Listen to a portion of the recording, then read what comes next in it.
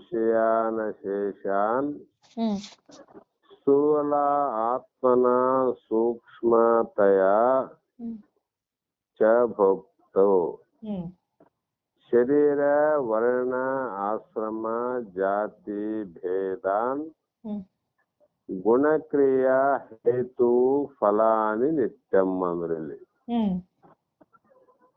ಅಂದರೆ ಇಂದ್ರಿಯ ವಿಷಯ ವಸ್ತುಗಳೆಲ್ಲ ತ್ಯಜಿಸುವುದೇ ಮನಸ್ಸು. ಇಂದ್ರಿಯ ಮತ್ತು ಇಂದ್ರಿಯಗಳಿಗೆ ಬೇಕಾಗಿರುವಂತ ವಿಷಯ ವಸ್ತುಗಳನ್ನು, ಕಣ್ಣಿಗೆ ರೂಪನೇ ವಸ್ತು, ಕಿವಿಗೆ ಶಬ್ದವೇ ವಸ್ತು, ಮೂಗಿಗೆ ವಾಸನೆ ವಸ್ತು. ಈ ಪ್ರಕಾರ ಆ ಇಂದ್ರಿಯ ಮತ್ತು ಇಂದ್ರಿಯ ವಿಷಯ ವಸ್ತುಗಳೇನಾವಮ್ಮ ಅವೆಲ್ಲನ ಸೃಜಿಸುವುದು ಮನಸ್ಸು, ಸೃಷ್ಟಿ ಮಾಡಿದ್ದೇ ಮನಸ್ಸು. ಇಂದ್ರಿಯಗಳು ಗ್ರಹಿಸುವ ಸ್ಥೂಲ ವಸ್ತುವನ್ನ ಹೊರಗಿನ ಪ್ರಪಂಚದಲ್ಲಿಯೂ ಬುದ್ಧಿಯು ಗ್ರಹಿಸುವ ಸೂಕ್ಷ್ಮ ವಸ್ತುಗಳನ್ನು ಆಂತರಿಕವಾಗಿಯೂ ಮನಸ್ಸೇ ಸೃಷ್ಟಿಯನ್ನು ಮಾಡ್ತಾ ಹೋಗ್ತದಮ್ಮ. ಅದಕ್ಕೆ ಕಾರಣಂ ಬಂಧ ಮೋಕ್ಷ ಅಂದ್ರವ್ರು. ಇದಕ್ಕಾಗಲೇ ವಿಚಾರವನ್ನ ನೀವು ಕೇಳಿರಿ ಹಿಂದಿನ ಶ್ಲೋಕಗಳಲ್ಲಿ. ಸ್ವಪ್ನದಲ್ಲಿ ಮನಸ್ಸೇ ಎಲ್ಲವನ್ನ ಸೃಷ್ಟಿ ಮಾಡೋದಿಲ್ಲಮ್ಮ. ರಾಜನ ಸೃಷ್ಟಿ ಮಾಡಿದ್ದು ಮನಸ್ಸ, ರಾಣಿಯನ್ನು ಸೃಷ್ಟಿ ಮಾಡಿದ್ದೇ ಮನಸ್ಸು, ಅರಮನೆ ದಾಸಿಯರನ್ನು ಸೃಷ್ಟಿ ಮಾಡಿದ್ದೇ ಮನಸ್ಸು, ಸಿಂಹಾಸನ ಚದುರಂಗ ಬಲವನ್ನ ಸೃಷ್ಟಿ ಮಾಡಿದ್ದು ಮನಸ್ಸ. ಹೌದಲ್ಲಮ್ಮ? ತಾನೇ ಸೃಷ್ಟಿ ಮಾಡಿತು, ತಾನೇ ತನ್ನ ಸೃಷ್ಟಿಯನ್ನು ನೋಡಿತು. ಬೆಳಗಾದ್ಮೇಲೆ ಏನು ನಮ್ಮಲ್ಲಿ ಅರಮನೆ ಇಲ್ಲ, ದಾಸ್ ಇಲ್ಲ, ರಾಜ್ ಇಲ್ಲ, ಸಿಂಹಾಸನ ಇಲ್ಲ. ಅವನು ಮೊದಲಿದ್ದಂತೆ ಸಾಮಾನ್ಯವಾದ ಒಬ್ಬ ಭಿಕ್ಷುಕ. ಭಿಕ್ಷುಕ ಇಷ್ಟೆಲ್ಲ ಸಾಮ್ರಾಜ್ಯದ ಒಡೆಯನ್ ಯಾರು ಮಾಡಿದ್ರು ಅವನಿಗೆ ಅಂದ್ರೆ ಅದು ಮನೋಸೃಷ್ಟಿ ಅಂದ್ರ ನೋಡ್ರಿ. ಮನಸ್ಸ ನಮ್ ಸೃಷ್ಟಿ ಮಾಡಿದ್ರು. ಹಾಗಾಗಿ ಹೊರಗೆ ತೋರುವಂತ ಪ್ರಪಂಚ ಪ್ರಪಂಚದ ಅನಿತ್ಯ ವಸ್ತು, ಒಳಗೆ ತೋರುವಂತ ಸ್ವಪ್ನ ಮಿಥ್ಯವಾದ ವಸ್ತು. ಇವೆರಡನ್ನ ಸೃಷ್ಟಿ ಮಾಡ್ತಾ ಹೋಗ್ತದ. ಈ ಇಂದ್ರಿಯ ಬುದ್ಧಿಗಳಿಂದ ಗ್ರಹಿಸಲ್ಪಡುವ ಸ್ಥೂಲ ಸೂಕ್ಷ್ಮ ವಸ್ತುಗಳನ್ನ ಮಾತ್ರವಲ್ಲ, ಅವುಗಳನ್ನ ಭೋಗಿಸುವ ಭೋಕ್ತವನ್ನು ಕಲಿಸುವುದೇ ಮನಸ್ಸು. ಈ ಸೃಷ್ಟಿ ಮಾಡಿದ್ದನ್ನ ಯಾರು ನೋಡೋರು ಯಾರಮ್ಮ ಅಂದ್ರೆ ಅವನನ್ನು ಕೂಡ ಸೃಷ್ಟಿ ಮಾಡಿದ ಮನಸ್ಸೇ. ಹೇಗೆಂದ್ರೆ ನಾನು ಮತ್ತು ನನ್ನ ಸುತ್ತಲಿರುವ ಪ್ರಪಂಚ, ನಾನು ನಾನು ಅನ್ನುವುದನ್ನು ಸೃಷ್ಟಿ ಮಾಡಿದ್ದೇ ಮನಸ್ಸು. ಆ ಮನಸ್ಸಿನ ಸುತ್ತಲೂ ಇರುವ ಪ್ರಪಂಚ, ಒಳಗಿನ ಕಾಮ ಕ್ರೋಧಾದಿಗಳ ಪ್ರಪಂಚ, ಆಸೆ ಆಕಾಂಕ್ಷೆಗಳ ಪ್ರಪಂಚ, ಅನಿತ್ಯ ವಸ್ತುಗಳಲ್ಲಿ ಸುಖವನ್ನ ಬಯಸುವ ಇದೆ ಅಂತ ತಿಳಿಸುವುದು ಮನಸ್ಸೇ. ಒಳಗ್ ಮಾಡಿತ್ ನೋಡಮ್ಮ. ಹೊರಗ ಮತ್ತೆ ಸೃಷ್ಟಿ ಮಾಡಿದ ಪ್ರಪಂಚ, ಒಳಗ ಅದನ್ನ ನೋಡುವನು ನಾನು ಅನ್ನುವಂತ ಒಬ್ಬ ವ್ಯಕ್ತಿಯನ್ನ. ಈ ಎರಡನ್ನ ಮನಸ್ಸೇ ಸೃಷ್ಟಿಸುವುದರಿಂದ ಇದನ್ನ ನಂಬುವುದು ಬಹಳ ಕಷ್ಟ ಅಂತಾರ. ಆದರೆ ನಮ್ಮ ಸ್ವಪ್ನ ಅವಸ್ಥೆಯಲ್ಲಿ ಕನಸಿನ ಲೋಕ, ಕನಸಿನ ಅನುಭವ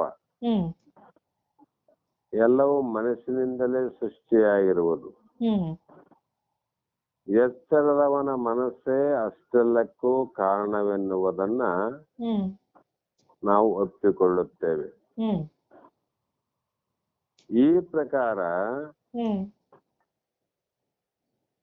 ಕನಸು ಕಾಣುತ್ತಿದ್ದಾಗ ತಾನು ತನ್ನ ಕನಸಿನ ಪ್ರಪಂಚ ಇವೆರಡವಲಂಬ. ನಾನು ನನಗೆ ಕಾಣುವಂತ ಒಂದು ಕನಸಿನ ಪ್ರಪಂಚ, ಆ ಕನಸಿನ ಪ್ರಪಂಚ ಮತ್ತು ನಾನು ಅನ್ನುವಂತ ಮಧ್ಯದಲ್ಲಿ ಆಗುವ ಅನುಭವ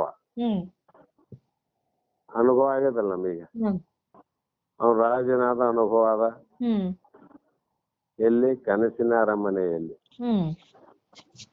ಆ ರಾಜನ ಅನುಭವದಲ್ಲಿ ಅವನ ಭೋಗ ಭಾಗ್ಯ ವೈಭವ ಅವೆಲ್ಲವೂ ಕೂಡ ಅವನಿಗೆ ಅನುಭವ ಕೊಡುತ್ತಾವ. ಎಲ್ಲಾ ಮನಸ್ಸಿನಿಂದಲೇ ಕಲ್ಪಿಸಲ್ಪಟ್ಟವು. ಇವೆಲ್ಲ ಮನಸ್ಸಿನಿಂದನೇ ಸೃಷ್ಟಿಯಾದವು ವಿನಃ ನಿನ್ನಿಂದ ಅಂದ್ರೆ ಆತ್ಮನಿಂದ ಆದಂತವು ಇವ್ಯಾವ ಅಲ್ಲ. ಹಾಗೆ ಎಚ್ಚರದವನು ತನ್ನ ಅನುಭವವು ಮನಸ್ಸಿನ ಮಾಟವೆಂಬ ಸಿದ್ಧಾಂತವನ್ನ ಸುಲಭವಾಗಿ ಒಪ್ಪಿಕೊಳ್ಳೋದಿಲ್ಲ ನೋಡ್ರಿ. ಎಚ್ಚರದಾಗ ಯಾರಾದ್ರೂ ಬಂದು ಏನ್ರಿ ನಿನಗೆ ಅರಮನೆ ಅದ, ನಿನಗೆ ದಾಸಿ ಯಾರ, ಸಿಂಹಾಸನ ಅದ, ರಾಜ್ಯ ಅದ, ಚತುರಂಗ ಬಲ ಅದ, ಯಾರು ಹೋಗ್ತಾರೆ ಹೇಳ್ರಿ? ನಮಗ್ ಜೋಕ್ ಮಾಡ್ತಾರಂತಾರ ಅಥವಾ ಇನ್ಯಾವುದೋ ಭಾವದಿಂದ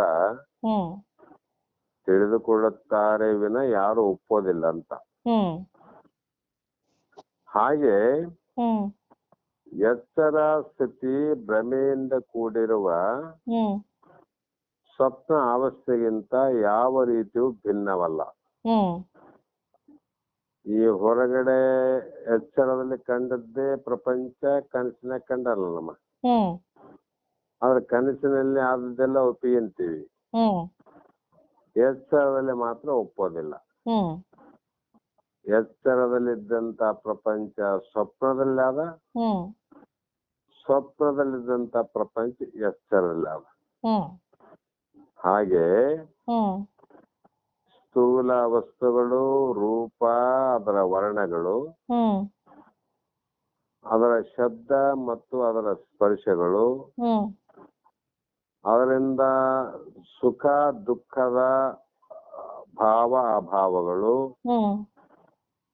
ಇವೆಲ್ಲವೂ ಸ್ಥೂಲ ಸೂಕ್ಷ್ಮ ವಸ್ತುಗಳ ಎರಡರಲ್ಲೂ ಲೆಕ್ಕವಿಲ್ಲದಷ್ಟು ವಿವಿಧ ಪ್ರಕಾರದ ವಸ್ತುಗಳುಂಟು. ಸ್ಥೂಲ ದೇಹದಲ್ಲಿ ಹೊರಗೆ ಕಾಣುವಂತ ಪ್ರಪಂಚದಲ್ಲಿ ಯಾವ ವಸ್ತುವನ್ನ ನೋಡ್ರಮ್ಮ ಅದಕ್ಕೆ ಒಂದೊಂದು ರೂಪ, ಒಂದು ಬಣ್ಣ, ಒಂದೊಂದು ಶಬ್ದ, ಒಂದೊಂದು ರೀತಿಯ ಸ್ಪರ್ಶ. ಈಗ ಮಾವಿನ ಚಿಗುರಲ್ಲೇ ಮುಟ್ಟಿದ್ರೆ ಒಂದು ರೀತಿ ಸ್ಪರ್ಶ, ಮಲ್ಲಿಗೆ ಹೂವನ್ನ ಮುಟ್ಟಿದ್ರೆ ಒಂದು ರೀತಿ ಸ್ಪರ್ಶ ಆಗ್ತದ. ಮತ್ತೆ ಇನ್ನು ಬೇರೆ ಬೇರೆ ವಸ್ತುಗಳನ್ನ ಮುಟ್ಟಿದಾಗ ಕೆಲವು ವಸ್ತುಗಳ ಸ್ಪರ್ಶದಿಂದ ರೋಮಾಂಚನ ಆಗ್ತದೆ. ಇವು ಒಂದು ಪ್ರಕಾರ ಅಲ್ಲ, ಸಾವಿರಾರು ಪ್ರಕಾರದ ವಸ್ತುಗಳು. ಮತ್ತೆ ಅವುಗಳ ಗಂಧ ಅಂದ್ರೆ ವಾಸನೆ ಮತ್ತು ಆಯಾ ವಸ್ತುಗಳ ರುಚಿ ಇವೆಲ್ಲವೂ ಕೂಡ ಸ್ಥೂಲ ವಸ್ತುಗಳಲ್ಲಮ್ಮ, ಕಾಣ್ತಲ್ಲ ಪ್ರತ್ಯಕ್ಷ. ಮತ್ತೆ ಸೂಕ್ಷ್ಮ ವಸ್ತುಗಳಾದ್ರೂ ಕೂಡ ಅದೇ ಪ್ರಕಾರ ಕಾಣುತ್ತ. ಅವನಿಗೆ ಒಳ್ಳೆ ಸ್ಥೂಲದಲ್ಲಿ ಕಂಡಂತ ಪ್ರಪಂಚದ ಅನುಭವ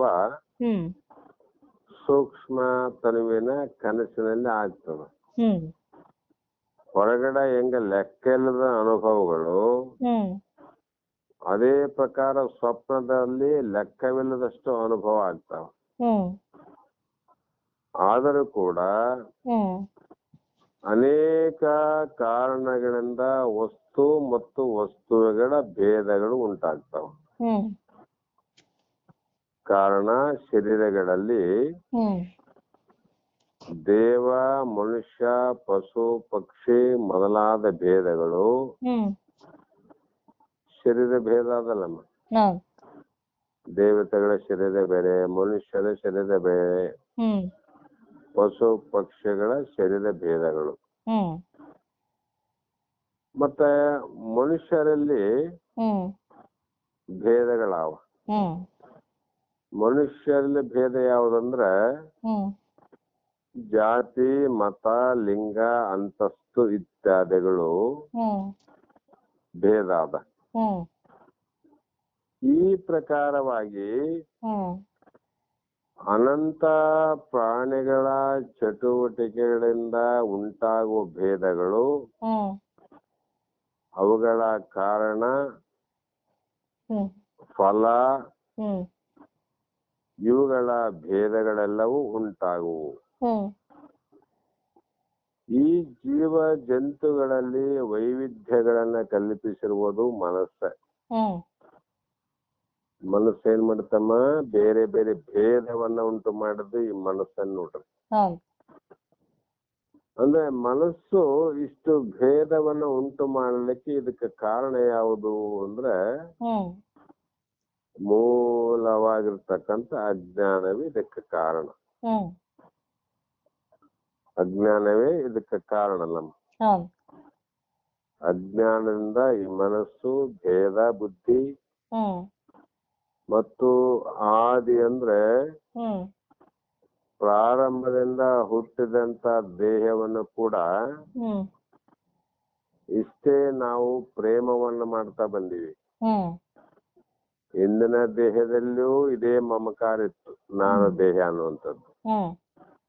ಆದ್ರೆ ಹಿಂದಿನ ದೇಹದಲ್ಲಿ ಕೂಡ ಅದೇ ಮಮಕಾರ, ನಾನು ದೇಹ ಅಂತ. ಈಗಿನ ದೇಹದಲ್ಲಿ ಕೂಡ ಅದೇ ಮಮಕಾರ, ನಾನು ದೇಹ ಅಂತ.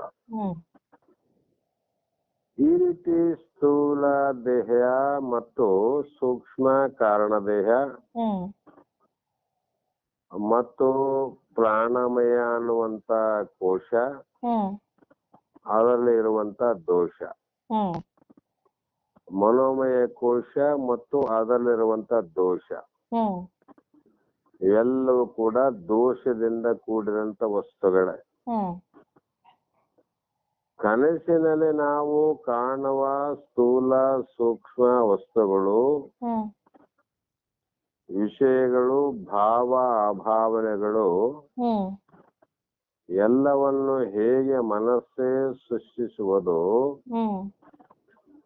ಮನಸ್ಸು ಸೃಷ್ಟಿ ಮಾಡಲ್ಲ ನಮ್ಮಲ್ಲಿ. ಯಾರು ಬ್ರಹ್ಮ ಬಂದು ಮಾಡಲ್ಲ, ವಿಷ್ಣು ಬಂದು ಮಾಡಲ್ಲ, ರುದ್ರ ಬಂದು ಮಾಡಲ್ಲ, ಮನಸ್ಸೇ. ಹಾಗೆಯೇ